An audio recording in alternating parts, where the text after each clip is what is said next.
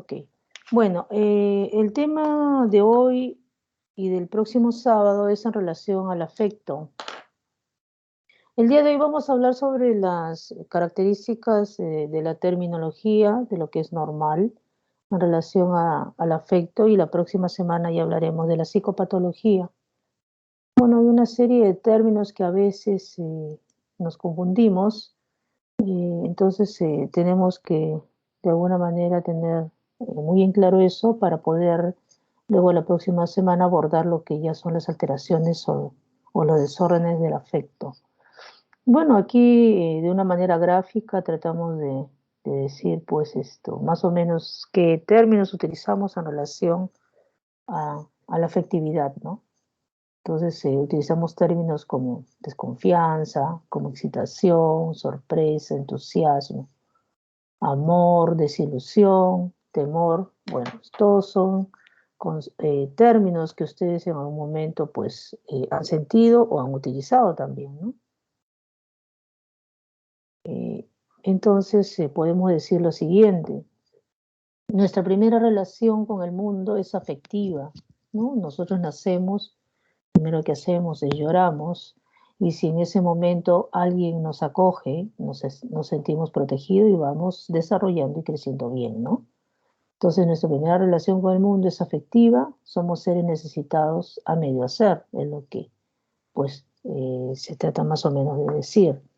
Estamos hablando de la dicotomía entre la inteligencia emocional y la inteligencia racional, que están relacionados, aunque ambas tienen sus propias particularidades o características.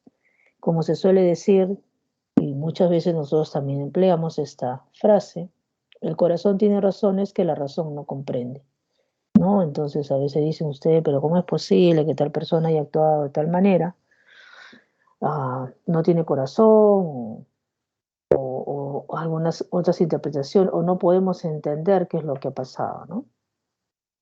Sobre todo pues en las relaciones de pareja, ¿no?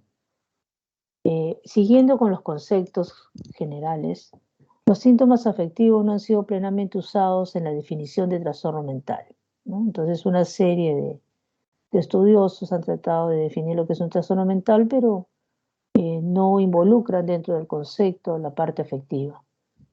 Los psiquiatras del siglo XIX enfatizaron los trastornos del pensamiento, dice, en detrimento de la patología de la afectividad. Entonces se ha dado siempre mayor importancia, ¿no?, a aquella patología, psicopatología del pensamiento. Sobre todo, bueno, a lo que esquizofrenia se refiere, ¿no? Los sentimientos eran considerados como estados mentales engañosos, ¿sí?, brevemente representados por algunas manifestaciones conductuales. O sea, nosotros lo vemos a través de nuestra conducta. Entonces es un poquito difícil de definir. La exploración de la afectividad es uno de los aspectos fundamentales de la evaluación del estado mental. Bueno, en realidad, dentro de la evaluación del estado mental todo es importante. Entonces, ya hasta ahorita vamos estudiando, tenemos que empezar por la conciencia, lógicamente, ¿no? Porque si una persona está en un estado comatoso, pues ya no hay nada más que explorar ahí. Sin embargo, si es una persona vigil, lúcida, tenemos que seguir explorando. Entonces, la afectividad, aparte del pensamiento, aparte del lenguaje, aparte de la percepción, también es una de las áreas que nosotros debemos evaluar. Las emociones y el estado de ánimo son acontecimientos psíquicos difíciles de analizar y objetivar, dice, pero cuya repercusión e influencia sobre otras funciones, tanto fisiológicas, en el caso, por ejemplo, de la ansiedad, ¿no?, hay una repercusión inmensa fisiológicamente, representa un aspecto relevante. El humor, afecto, sentimiento, emoción, pasión, agitación, toda terminología que nosotros utilizamos en nuestra incluso vida cotidiana, constituye una familia de términos con un referente proteiforme, ¿no? Es decir, a veces la definición es un poquito difícil de entender, no tiene mucha consistencia, ¿no?, en lo que se trata de decir. Tiene varios, dice, orígenes etimológicos y de acuerdo a la época también va cambiando. Pertenece a un lenguaje psicológico dramático atrayente, pero sin comprobación. Dice, pues, por ejemplo, este investigador, ¿no? Bueno, en realidad todo lo que concierne a la esfera mental es difícil de comprobar, ¿no? Bueno, conforme vamos estudiando se están dando cuenta de eso. En cuanto al uno de los conceptos, ¿no? La afectividad representa el conjunto de estados y pasiones del ánimo que el individuo vive de forma personal y subjetiva. Claro, porque lo que cada uno siente es muy diferente de lo que las otras personas sienten, ¿no? Entonces la intensidad, la característica, la importancia es totalmente personal. Trasciende, dice, la personalidad y la conducta, especialmente en su capacidad de comunicación. Por lo general se distribuye entre dos polos opuestos, o sea, por ejemplo, amor, odio, ¿no? Y extremos. Otro de los conceptos. Afectividad es la forma en la cual una persona dice se siente afectada por las incidencias de su propia vida, relacionada con los intereses, motivaciones e instintos. Bueno, aquí ya tiene que ver con la voluntad y los instintos, bueno, es la parte pues, de nuestro cerebro medio que también tiene que ver, dice, con la afectividad. Conjunto de experiencias que definen y delimitan la vida emocional del individuo. Se trata de una tendencia a la acción y basada en la apreciación. Bueno, aquí ya en la apreciación ya tiene que ver un concepto mucho más mental, ¿no? De la inteligencia, ¿no? Y en la parte afectiva, dice, nos lleva a una acción, ¿no? Por ejemplo, si estamos de cólera, que es un instinto, ¿no? De ahí nosotros pasamos pues a la acción, ¿no? Hacemos algo, ¿no? Conductualmente hablando. El affectus, ¿no? Ya en el latín es una alteración del alma. Otro de los conceptos, definen y limitan la vida afectiva del individuo, inciden en el pensamiento, en la percepción, en la conducta, en la forma de relacionarse y en la forma de vivir. Bueno, tiene que ver con todo entonces. Susceptibilidad que el individuo experimenta ante determinadas alteraciones que se producen en el mundo exterior o interno, ¿no? La susceptibilidad, ¿no? Entonces, de acuerdo al individuo, la manera como nosotros vamos experimentando las situaciones que van ocurriendo, tanto exterior como interiormente, es diferente, ¿no? Por eso ustedes habrán escuchado, esa persona tiene más sensibilidad, esta persona tiene menos sensibilidad, ¿no? Le afecta más las cosas, a la otra persona no le afecta. Constituye un proceso cambiante en las vivencias del sujeto, según la calidad de las experiencias, agradables o no. O sea, va cambiando durante el transcurso de nuestras vidas, conforme vamos creciendo, conforme vamos experimentando una serie de situaciones y conforme nosotros también los vamos resolviendo. Se refiere, dice, a todo lo que comprende la vida emocional del individuo. Se refiere al estado de ánimo, se refiere a las emociones, se refiere a los sentimientos, a las pasiones y a los afectos. Ahora más luego vamos a tratar de definir cada uno de ellos. Característica de lo afectivo, Cabello, ¿no? También es otro de los que escriben muchos libros de psicopatología. Bueno, él nos ha pues tratado de dar 6 características de lo afectivo. Considera él, una de las características son que son procesos vividos subjetivamente. Bueno, en eso estamos de acuerdo, es subjetivo. Fundidos al estado de ánimo y con nuestro estado de conciencia. Bueno, como ya les mencioné, solamente podemos explorar el estado mental pues estando una paciente lúcida o un paciente lúcido, ¿no? En estado estuporoso, somnoliento, es difícil de evaluar todos estos aspectos. Segunda característica, posee una referencia intencional en relación con las múltiples situaciones de nuestra vida y de los objetos que nos rodean, asignándoles un valor, ¿no? Entonces, por eso dice, una cosa es que ustedes tengan un razonamiento racional, científico y otra emocional. Cuando nosotros hacemos un tipo de comentario emocional, tiene que ver con el valor. Y el valor en realidad es subjetivo, el valor que ustedes le dan a las cosas. Eso no son pensamientos racionales ni científicos. Entonces, muchas veces nosotros damos opiniones de valor, ¿no? Que básicamente tendrán que ver pues con su parte emocional. Impregna toda la actividad psíquica, le concede un tono particular acorde con los sentimientos. estimula el vigor físico, dice, es dinamógena, ¿no? O sea, tus emociones, ¿no? Cuando tú estás bien, emocionalmente bien, o estás alegre, pues quieres hacer muchas cosas, ¿no? Cuando estás triste no quieres hacer nada, no tienes ganas, no tienes fuerza, no tienes vigor, ¿no? Tiene intensidad variable y se gradúa como sentimientos, emociones y pasiones. Bueno, estos conceptos básicamente tienen que ver con una graduación, ¿no? ¿Qué quiere decir con una intensidad? Que esta pues es mucho más constante, que esta es un poquito más intensa pero desaparece y esta también es un tanto intensa y mucho más fugaz. Los afectos oscilan bipolarmente, como ya les mencioné, amor, odio, alegría, tristeza, placidez, angustia o tranquilidad, angustia. Bueno, aquellos que han sufrido ansiedad pues darán fe de esto. Ahora, según Balbuena, por ejemplo, ¿no? Es otro también de los que escriben sobre psicopatología. También habla de lo subjetivo, que creo que ahí coincide con Cabello, ¿no? Conjunto de estado que el sujeto vive de forma propia e inmediata. Trasciende, ¿no? ¿Qué quiere decir? Influye en toda la personalidad y en la conducta, ¿no? Ahí no le interesa nada, ¿no? Por ejemplo, un ejemplo es por ejemplo, ya, a veces no sé si lo he puesto en la lámina siguiente de alteraciones.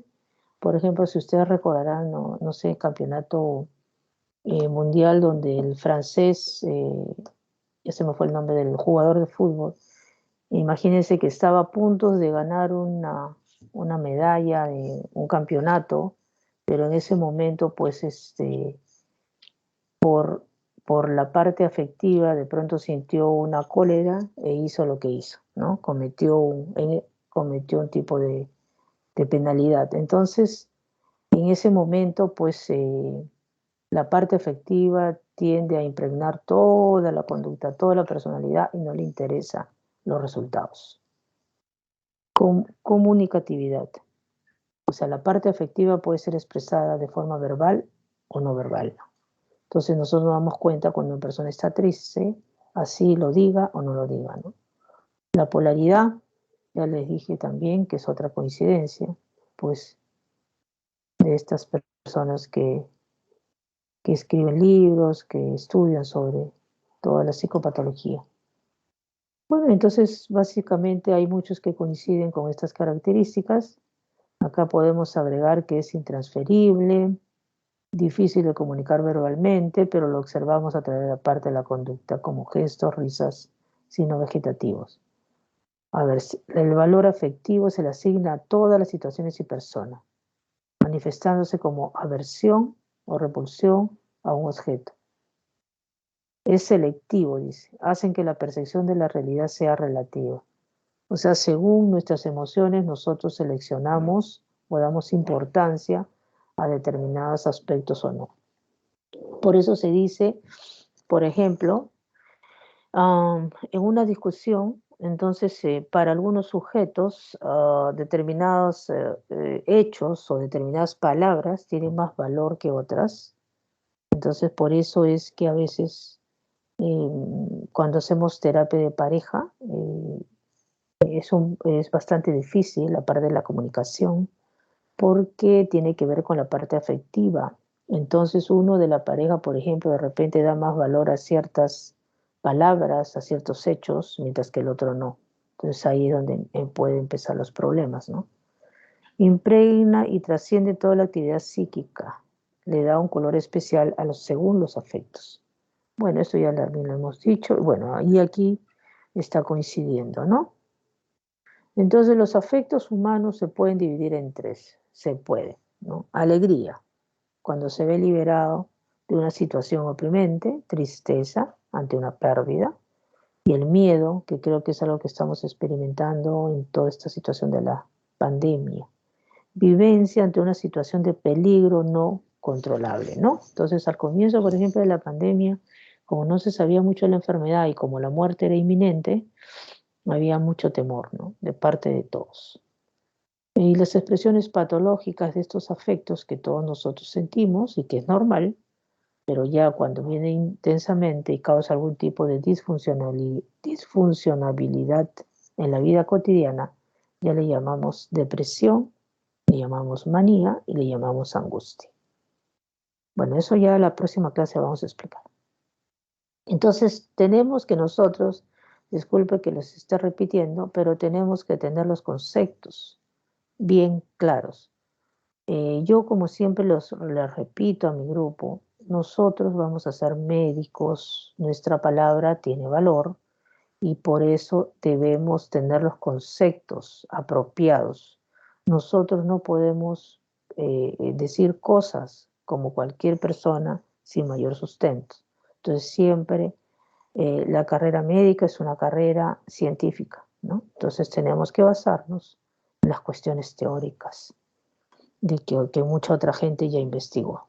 Entonces, en cuanto a qué llamamos emoción, afecto brusco y agudo, ¿no? O sea, es muy intenso y empieza y acaba rápido. Se desencadena por una percepción. O sea, el sujeto tiene una percepción de algo que está pasando y entonces tiene esta respuesta. Hay una abundante correlación somática, ¿no? Cuando una persona se emociona, nuestro cuerpo también se expresa. Menos mal que la respuesta es efímera, ¿no? En cambio, el sentimiento, cuando nosotros hablamos de sentimientos, son estados anímicos más difusos que se experimenta de forma gradual, progresiva, pero que duran más en el tiempo y no tienen un correlato somático. El afecto, cuando hablamos de afecto, ¿qué intentamos decir? Es un sentimiento subjetivo que acompaña a una idea o a una representación mental, ¿no? Cuando nosotros pensamos en algo, ahí de todas maneras hay un sentimiento. Por eso nosotros, que tiene que ver con el afecto, por eso nosotros cuando, por ejemplo, evaluamos a un paciente, por ejemplo, los pacientes psicóticos, nosotros evaluamos mucho lo que es la respuesta afectiva, la vibración afectiva. O sea, cuando este sujeto, cuando dice algo, pues de pronto, ¿no? Por ejemplo, dice algo que es alegre y la persona pues disfruta de ese momento contándonos este relato alegre.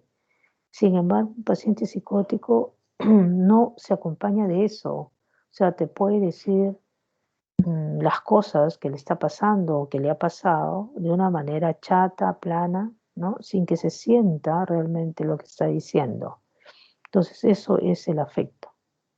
Es es algo, o sea, es un sentimiento que acompaña a lo que nosotros estamos expresando o a lo que nosotros estamos pensando. No, por ejemplo, incluso ustedes cuando se imaginan de algún momento bonito, agradable, ustedes hasta incluso pueden esbozar alguna sonrisa, ¿no? Sin haberlo dicho, ¿no? Entonces, eso es el afecto. El humor es el estado emocional basal del sujeto, llamamos al tono afectivo, sobre todo cómo lo experimenta interiormente el individuo, equivalente al estado de ánimo, ¿no? Entonces, también nosotros dentro de la evaluación del estado mental ponemos estado de ánimo estable. Quiere decir que no está ni triste ni alegre, ¿no? Estado de ánimo triste, estado de ánimo alegre, estado de ánimo con tendencia a la tristeza, ¿no?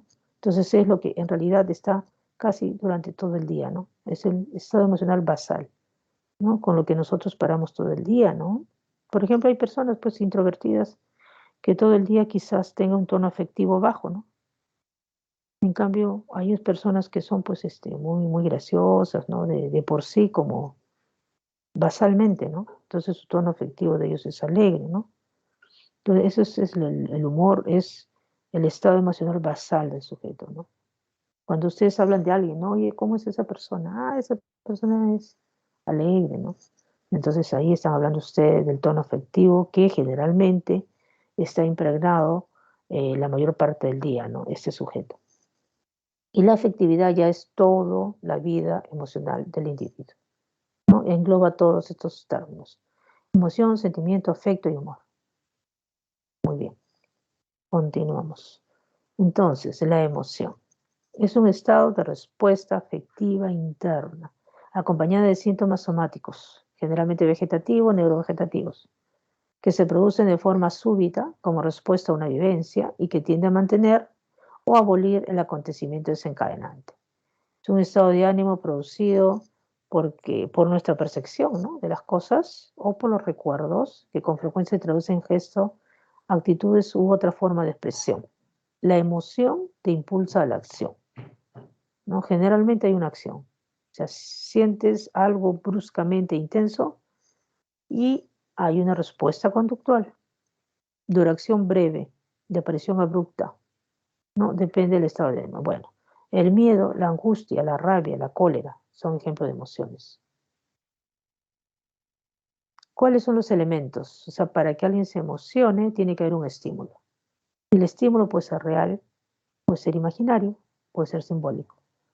Y la reacción psicofisiológica, o sea, sí o sí tiene que haber sudoración, o puede ser, bueno, el estómago se te puede afectar, ya sea con diarreas, te empiezas a tener dificultad para respirar o respiras rápidamente también, te da ganas de ir al baño, ¿no?, a miccionar, espasmos musculares o alteraciones de la presión arterial. Lógicamente, o sea, toda emoción tiene que ocasionar esto. Lógicamente, en algunos seguramente se producirá en mayor medida que en otros. Tiene que haber un componente afectivo, la vivencia de sentimientos, tiene que haber un componente cognitivo, ¿no? Porque ustedes evalúan el estímulo. De acuerdo a esa evaluación del estímulo es que ustedes se emocionan. Y tiene que ver el contexto, relacionado con tóxicos o con una situación estresante grave, ¿no? Componentes, la subjetividad, lo fisiológico y lo conductual. O sea, tiene que haber esto, ¿no? La subjetividad pues expresada como felicidad, ira, lo fisiológico, ya saben ustedes, toda la parte neurovegetativa, y lo conductual. ¿Qué haces ustedes? Huye o ataca, ¿no? Entonces la emoción te prepara para correr rápido o en todo caso para enfrentarte. Pero eso después de haberlo, ¿no es cierto?, ustedes haber pasado por todos los pasos de la emoción. Entonces, bueno, siempre hay teóricos para todo, ¿no? Entonces aquí, a ver, ¿qué es lo que intentan explicar?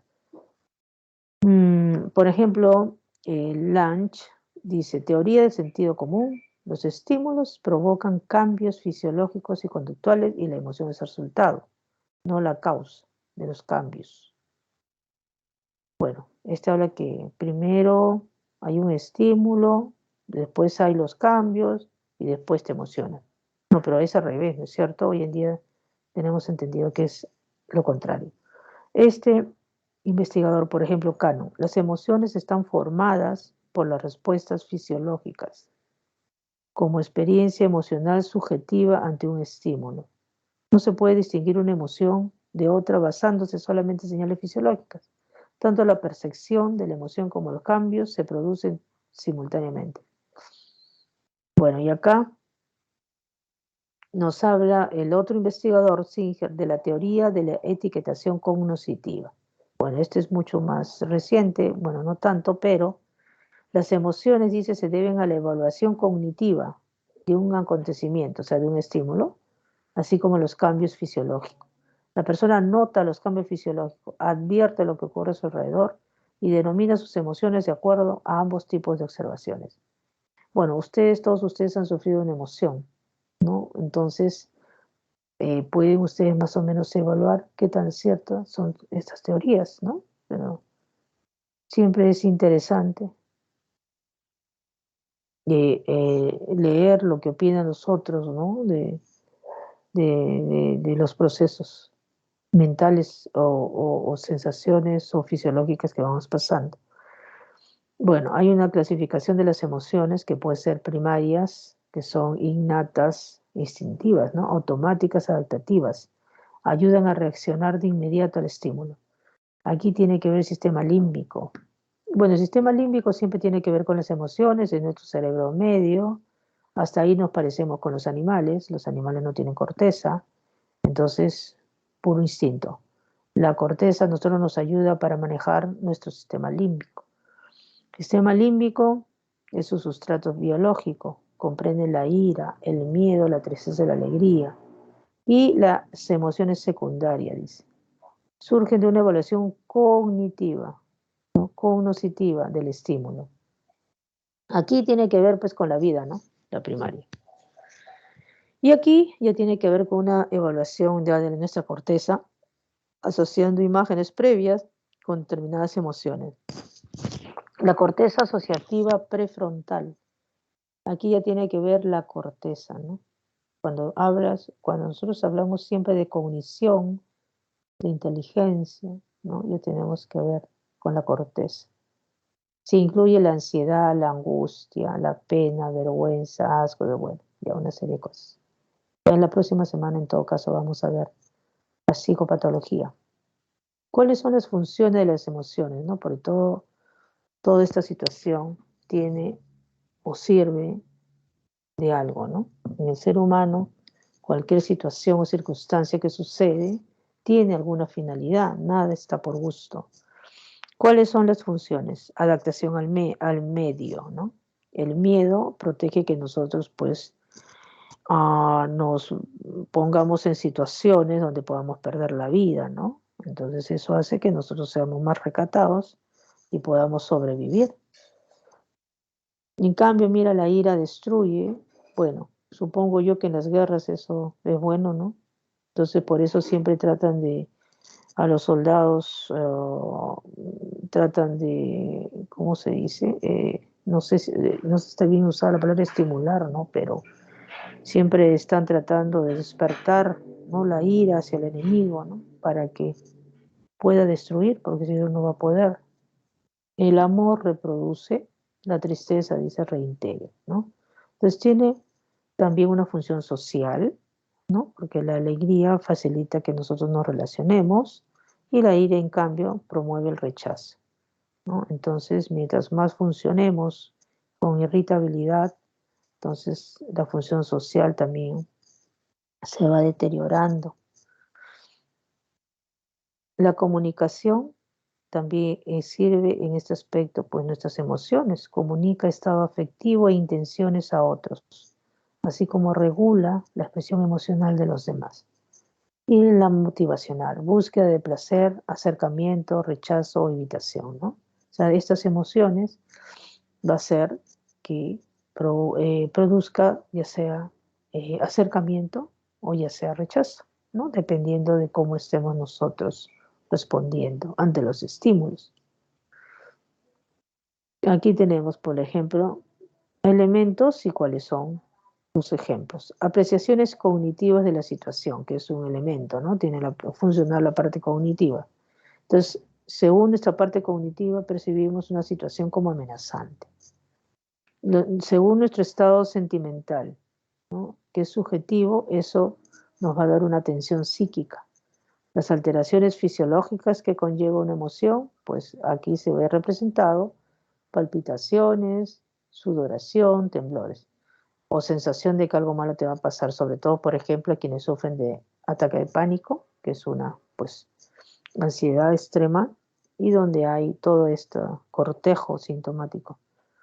Tendencias motivacionales, o sea, la emoción hace que tú desees huir o desees confrontar. Un comportamiento expresivo, expresión de angustia, ¿no? Es un ejemplo en el rostro, o sea, conductualmente se ve, y conducta instrumental, la huida, ¿no? Entonces, todos estos elementos, si ustedes lo observan, pues están ante una emoción. En cambio, ¿qué son los sentimientos? Es otro de los términos que usamos. Son estados afectivos complejos, estables, que se experimentan de forma, como ya se dijo, progresiva. Duran, son pero menos intensos y no hay síntomas vegetativos. Constituye la experiencia subjetiva de la emoción.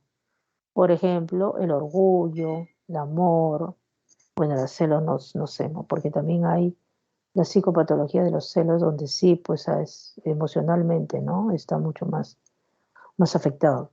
La simpatía, esto sí, es un sentimiento, la vergüenza, ¿no? En cuanto a la clasificación según Scheller de los sentimientos, hay sentimientos sensoriales, que son las más simples, dice, están inmersos en el propio cuerpo, de tonalidad placentera o displacentera. O sea, lo sensorial, por ejemplo, el dolor. Los sentimientos vitales, experimentados de una forma difusa, en el conjunto de nuestro cuerpo, incluyen los sentimientos de vitalidad, de potencialidad o de aplanamiento. Los sentimientos psíquicos aparecen en el yo psíquico como reacción a impresiones y noticias que llegan del exterior. Sentimientos motivados, dirigidos, por ejemplo, la tristeza, la alegría, ¿no? Ante determinados acontecimientos. Sentimientos espirituales ya no son estados del yo, no se ligan a motivos, sino a búsqueda de absolutos. Sentimientos artísticos, metafísicos o religiosos, ya son mucho más elevados, ¿no? Entonces, pues va pasando de lo más simple, como son los sensoriales, hasta lo más complejo, como son los sentimientos espirituales. Bueno, en cuanto a los sentimientos vitales, pueden ser estos agradables: vigor, bienestar, ¿no? Regocijo, todo aquello que puedan ustedes sentir de una manera mucho más duradera, pero sin que se involucre, ¿no? Ningún tipo de repercusión de respuesta vegetativa, ¿no? Y los desagradables: fatiga, flojera, desamparo, nostalgia, desesperanza, desgano, ¿no? Tantas cosas que hay para describir un sentimiento vital. O los sentimientos de valor, del propio valor, ¿no? El orgullo, la superioridad, triunfo. Ahora puede ser también negativo, como la vergüenza, la minusvalía, la culpa, ¿no? El sentimiento de culpa, cuando somos conscientes de que hemos hecho algo errado, ¿no? O sentimientos del valor ajeno, puede ser cariño, simpatía, respeto, aprobación, consideración, admiración. Eso es hacia el otro, sentimiento de valor hacia el otro. Sentimientos de estado pueden ser agradables, como la felicidad, la confianza. Bueno, hay una serie de ejemplos de sentimientos, ¿no? Valorativos de la estimación propia, como ya se dijo, el orgullo, o negativos como la vergüenza, y de la estimación ajena, como ya se dijo, afirmativos como de respeto, y negativos como desprecio, ¿no? Hostilidad. Bueno, entonces nosotros tenemos que ir hablando con propiedad. Luego tenemos el término de afectos. El DSM-5, que es la clasificación de la Escuela Americana de los trastornos psiquiátricos, que hoy en día es el 5, desde este año, o desde el año pasado, me parece que ya está en vigencia, define los afectos como patrón de comportamientos observables, expresión de los sentimientos experimentados subjetivamente, ¿no? Entonces, sentimientos subjetivos que acompañan a una idea o a una representación mental. Es una respuesta del paciente en el momento presente. La tristeza, la alegría o la irritabilidad constituye ejemplo de afectos en el lenguaje psicopatológico. El afecto apropiado, y ese es el estado en que el tono emocional está en armonía con la idea. Porque también puede ser que el tono emocional no está de acuerdo a la idea. Por ejemplo, en el paciente esquizofrénico, a veces te está relatando algo alegre y puede estar llorando, ¿no? Entonces ahí hay una incongruencia idioafectiva, se llama, en la parte psicopatológica.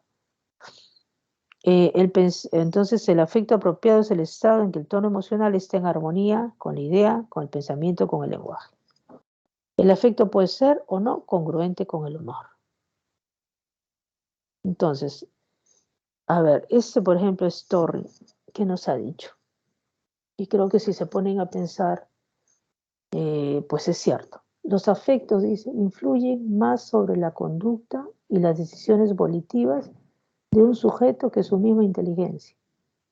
La inteligencia acaba disculpando, paliando, facilitando y haciendo apología, lo que nosotros en psicología y psiquiatría llamamos racionalización, ¿no? De aquello es a lo que tiende invenciblemente los sentimientos e impulsos instintivos. Entonces, por ejemplo, la racionalización pues es un mecanismo de defensa. Nosotros a veces lo vemos, por ejemplo, intenta pues explicar, ¿no? Buscarle 100.000 argumentos a algo que hayamos hecho nosotros emocionalmente, ¿no? Entonces le buscamos ahí, como le dicen, 100 pies al gato, y vamos hablando y empleamos miles de recursos ahí del pensamiento, de nuestra inteligencia, para explicar algo emocional y en vez de aceptar lo que ha pasado, ¿no? Entonces, eso se llama la racionalización. Entonces, los afectos influyen más sobre la conducta y las decisiones volitivas de un sujeto que su misma inteligencia, ¿no? Afectos. Entonces, cuando nosotros hablamos de afectos en la psicopatología, hablamos de afectos aplanados, embotado, inapropiado, lábil, restringido. Entonces, ¿qué cosa es aplanado? Ausencia o casi ausencia de cualquier signo de expresión emocional, con voz monótona y cara inmóvil. Por ejemplo, aplanamiento afectivo también se ve en los sujetos psicópatas, ¿no? Ellos te narran o sea, mataron a alguien, te lo narran y no hay ninguna emoción, ¿no? Entonces, ellos, por ejemplo, no son empáticos, ¿no? Hacen cualquier cosa, no tienen sentimiento de culpa. Y hablamos de un afecto aplanado, no tiene vibración, así hablamos nosotros, ¿no? Luego el afecto embotado, reducción severa de la intensidad de la expresión del afecto, ¿no? Bueno, esto es pues un grado menos que el afecto aplanado.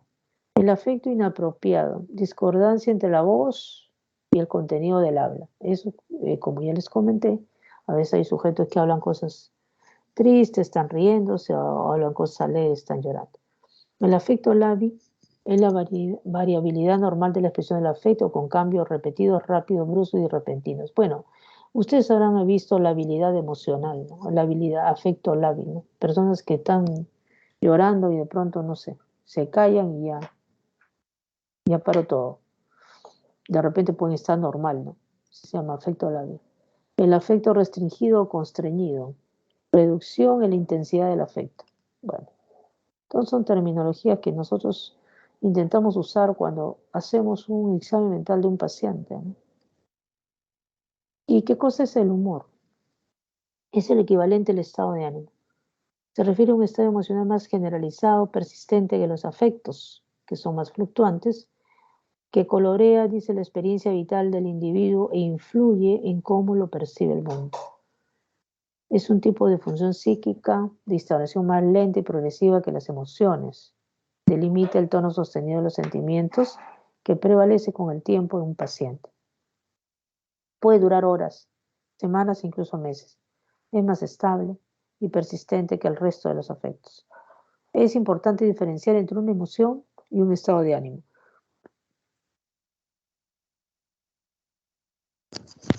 La aparición de un estado de ánimo o de humor puede ser espontánea o presentarse precedida de estímulos concretos, tanto interno como externo. Por ejemplo, depresión endógena versus depresión por duelo. La depresión endógena la llamamos aquella depresión que tiene componente genético, ¿no? Es decir, sin motivo alguno empieza a ponerse triste y, y entonces se dan depresiones muy intensas sin que haya mediado pues alguna circunstancia externa. Sin embargo, la persona se siente muy, muy mal, ¿no? Eh, a veces el tratamiento es un poquito, no hay una respuesta rápida, ¿no?, al tratamiento.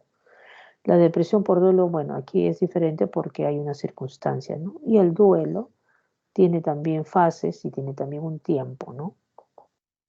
Entonces, por ejemplo, la depresión por duelo con o sin tratamiento puede mejorar, pero demora, ¿no?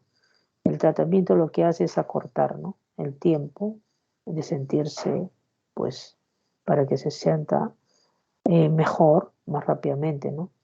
Pero también dice que lo puedes dejar sin tratamiento y finalmente pues se va a recuperar. Pero el duelo va a depender también de lo significativo que haya sido esta persona, ¿no? Por ejemplo, bueno, el peor duelo del ser humano se dice que es la pérdida del hijo, ¿no? Por lo general puede durar 1 año, 2 años, ¿no?, en recuperarte. Eh, entonces, pero otros tipos de duelos se resuelven un poco más rápido, ¿no? Los estados de ánimo más típicos son los que aparecen en el eje alegría-tristeza, pero también la irritación, la cólera, la ansiedad, ¿no? Constituye ejemplo de estos estados de ánimo. La expansividad, por ejemplo, pues aparecen en el estado de ánimo maníaco, ¿no? Tienen una alegría desbordante, ¿no? Se sienten muy, muy alegres que todo lo pueden. Entonces va a teñir ese estado de ánimo toda su conducta, ¿no? Diferencia entre humor normal y patológico, este último dice genera un sufrimiento en el sujeto que lo padece o en aquellos que lo rodean, lo cual impide el correcto funcionamiento individual dentro de la colectividad, ¿no? Entonces, ¿por qué hablamos de funcionamiento, no? Nosotros, por ejemplo, en todo lo que es psiquiatría, eh, la idea del tratamiento es el funcionamiento, ¿no? Entonces, tú puedes estar con tratamiento, pero si funcionas en la vida cotidiana, entonces estás bien. Entonces, lo que tratamos siempre es que con el tratamiento el individuo funcione, ¿no? ¿Cuál es la diferencia entre una emoción y un estado de ánimo o humor? Entonces, cuando hablamos humor, es un equivalente estado de ánimo. Entonces, ¿cuáles son las diferencias? Porque ya a veces parece, pues, se pone medio confuso a veces, ¿no? A ver, la emoción entonces, el inicio es más brusco, en cambio el estado de ánimo es más lento. La duración, pues es breve y aquí es mucho más persistente. El factor desencadenante es frecuente y es frecuente y uno se da cuenta. Y es menos frecuente y aparente, ¿no? Es difícil precisar. La extensión, la emoción es menos extensa y en cambio al humor es mayor porque abarca más aspectos del sujeto. La parte cognitiva está presente en la emoción y está presente también en el humor, sobre todo en los estados negativos, ¿no? Entonces, por ejemplo, el depresivo tiene pues una idea pesimista, ¿no? Del mundo, ¿no? Esa es su elaboración cognitiva, que todo le va a ir mal, ¿no? Y que haga lo que haga, igualmente el futuro es negativo, es incierto y no va a pasar nada bueno para él. Es la parte cognitiva, ¿no? Por ejemplo, eh, nosotros tuvimos ahí en el hospital un paciente que era una persona, pues, aparte de ser ilustrada, trabajaba, no me acuerdo, en la ONU creo, había escrito muchos libros, está en una buena posición, incluso económicamente estaba muy bien y sin embargo entró en un estado depresivo muy intenso que incluso tuvo que ser sometido a terapia electroconvulsiva porque no mejoraba y él decía que estaba en la ruina, que no tenía dinero, o que todo lo había perdido y que ya no tenía trabajo y que no había podido hacer nada en la vida, ¿no? Totalmente eh, diferente de lo que era la vida real. Sin embargo, por el estado deprimido tan intenso, pues había llegado a esa elaboración cognitiva. Una vez que se recuperó, pues pudo conversar del tema y realmente lo vi después de un tiempo y era pues otra persona, ¿no? En cuanto a los síntomas físicos, uy, ¿qué pasó? En cuanto a los síntomas físicos, en la emoción siempre hay alteraciones, ¿no? Vegetativas. En cambio, el estado de humor, dice, son más amplias, en el sistema vegetativo, más que todo en relación al sueño, ¿no? O sea, no son las alteraciones que se producen en una emoción, ¿no? Puede ser un poquito más intensa, más palpable, solamente en ese momento, ¿no? En cambio, cuando hay una alteración del estado de ánimo, puede haber esta alteración del sistema vegetativo un poquito más de tiempo, sobre todo, por ejemplo, puede estar en hiporexia o puede estar con insomnio, ¿no? A eso es lo que lo denomina los síntomas físicos. Otros conceptos, por ejemplo, cuando hablamos de deseos, representan, dice, la conciencia de una necesidad, de una carencia o una atracción que se suele acompañar de un sentimiento. Y va ampliando, ¿no? No sé, pues, el deseo de terminar la carrera, por ejemplo, ¿no? ¿No? Es una necesidad para ustedes y eso puede a veces acompañarse, pues, de un sentimiento angustiante o de un sentimiento placentero, ¿no? Dependiendo, ¿no? Dependiendo que de repente del apuro o de las necesidades, ¿no? Por ejemplo, de pasión, es un movimiento afectivo de duración más prolongada que los sentimientos y que la emoción, que monopolizan la vida afectiva de una persona y le impulsa actuaciones concretas con una gran determinación, ¿no? Entonces, de repente, ¿Qué será, no? Para aquellos que tienen algún tipo de creencia, ¿no? Muy excelsa, ¿no? De tipo, puede ser religioso o de tipo, cuestiones o de tipo político, ¿no? O de tipo libertario, qué sé yo, ¿no? O sea, una pasión. O de repente por un deporte, ¿no? También, ¿no? Eso es algo, es un movimiento pues afectivo, pero que en realidad va modificando la conducta, ¿no?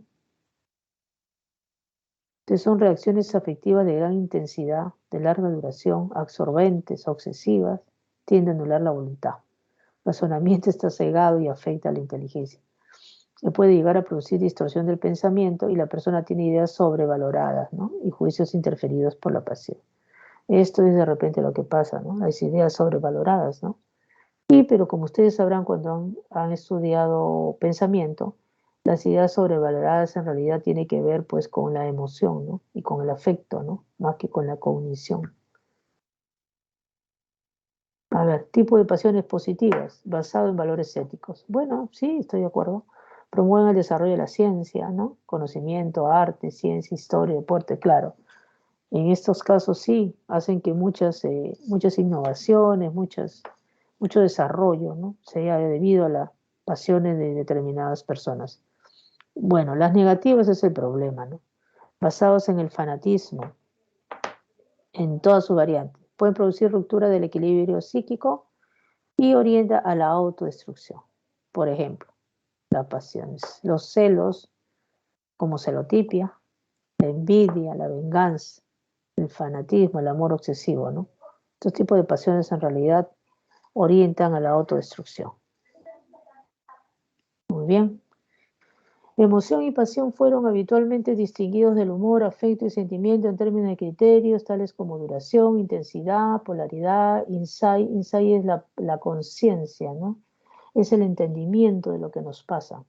Asociación con un objeto interno o externo, sensaciones corporales y la motivación. La motivación tiene que ver más que todo con la voluntad. Emoción y pasión son definidos como estados sentimentales que son de corta duración, más o menos intensos, relacionados a un objeto. Emoción y pasión, la última de las cuales es una versión intensa de la anterior, se acompaña por cambios corporales y poseen propiedades motivacionales. Bueno, muchas veces todos estos términos tienen que ver con un poquito con la graduación, ¿no? Pero sí es importante que ustedes tengan los conceptos claros, no los confundan y hablen con propiedad. Amor y afecto son definidos como estados más duraderos y sin objeto, capaces de proveer una especie de tono, de sensación de fondo para el individuo, del tono, ¿no? Del tono afectivo. El afecto también es considerado como disposición. Significa que si ciertas condiciones fueran cumplidas, el sujeto se comportará de una forma particular. El tono y la consistencia de las experiencias y la forma de comportamiento, que comúnmente se llaman humor y afecto, son probablemente controlados por variables neuroendocrinológicas, ellos mismos sometidos a controles genéticos y ambientales. Sí, pues, ¿no? Todos nacemos con cierta disposición que tiene que ver con esos genes, ¿no? O sea, nuestro temperamento, por ejemplo, tiene que ver con la parte genética. Y luego, durante el crecimiento, vamos ya ambientalmente, pues haciendo algunas variantes. La neurobiología de la afectividad, dice, se considera que la amígdala desempeña un papel central en el condicionamiento y el procesamiento emocional en general, tanto de la perspectiva de las emociones fisiológicas como en el estudio de las alteraciones emocionales que aparecen en los trastornos clínicos de la afectividad. La amígdala, como la corteza prefrontal inferior, desempeña un papel relevante en la neurobiología de las emociones, pero más la amígdala y el sistema límbico. Las conexiones del lóbulo frontal con el sistema límbico tienen un papel importante en el desarrollo de síntomas afectivos, especialmente tipo depresivo. ¿Por qué? ¿No? Porque la depresión también tiene que ver con una interpretación cognitiva, ¿no? De los hechos. Actualmente se considera que los síntomas neurotransmisores serotoninérgico, dopaminérgico y noradrenérgico tienen un papel fundamental en la regulación afectiva. Bueno, esto se han dado cuenta pues por los medicamentos, ¿no? Entonces, pues los medicamentos antidepresivos hay, los que son solamente serotoninérgicos, hay lo que son dopaminérgicos y noradrenérgicos, y hay los tres juntos, ¿no? Entonces, de acorde a cómo se va presentando, nosotros vamos escogiendo el antidepresivo. En cuanto, por ejemplo, a la parte emocional, ¿no? Al sistema límbico, por ejemplo, en el adolescente, ellos tienen muy desarrollado el sistema límbico, el cerebro medio, y su corteza, saben ustedes que la corteza cerebral termina de desarrollar 20, 21 años.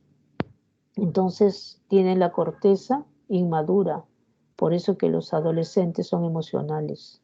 Bueno, también hay adultos que son emocionales, de repente su corteza no ha madurado, no sé.